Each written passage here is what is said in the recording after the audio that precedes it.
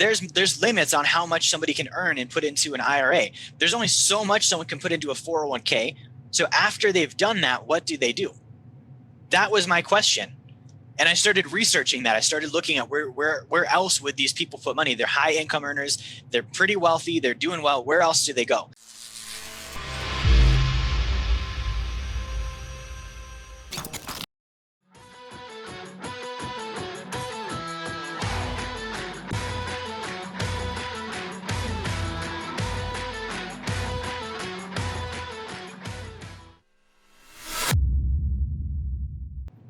Okay, so then I looked at real estate. I was like, okay, real estate, that's got to be the play.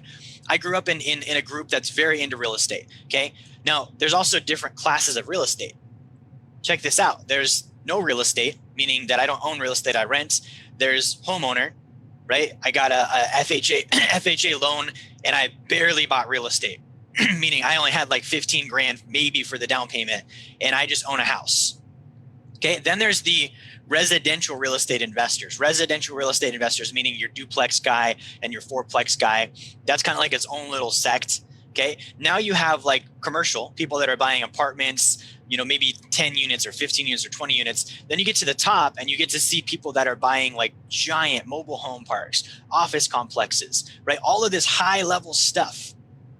And I started to see that and I was like, okay, well, there's this, you know, mutual funds and stuff over here. There's a cap on that. People get capped out. They go over to real estate. When they go into real estate, what are the top guys doing?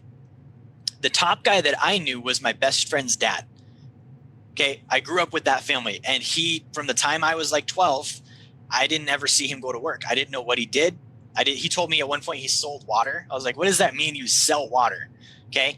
Later on in life, I came to find out that as an investor, he owned the water rights to several subdivisions. He sold water. If you had to have water, he got paid because he owned the rights to the water.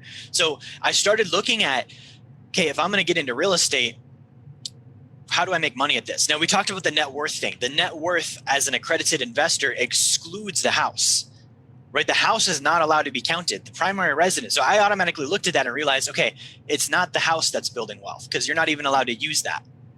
Okay, so what's the next thing? Is it fourplexes? And I started looking at that. I almost bought a fourplex. Because I was convinced. I was like, all my friends are doing it. Everyone I grew up with is doing it. You rent one out, you rent 3 out and live in one of them. That must be the route.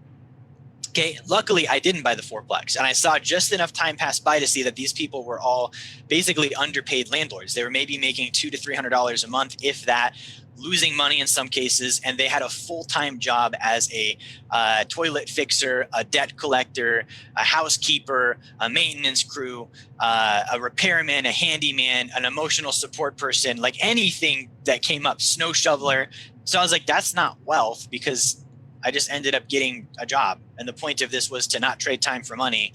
And now I would be trading time for money being a landlord. So it's not the duplexes and fourplexes.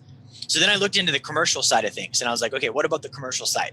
Commercial side meaning apartments and mobile home parks and office and retail and warehouses and all these bigger things. And that's where I was like, that's where the money is at. Now, the other thing I saw is that's also where people get spanked. Spanked meaning they get in way over their head because they have no experience investing in those things. So I was somewhere between, I know I don't want to own a fourplex, and I know that I'm not experienced enough to just go buy a mobile home park. Like a bank would literally, even if I had the money, they would laugh at me if I walked in and I'm like, hey, it's my first deal. I want to buy this 32 unit mobile home park. They'd be like, get the hell out of here. Like you're not going to just be able to get this loan, right? The brokers that are listing the deal, they wouldn't even pick me if I was the first guy.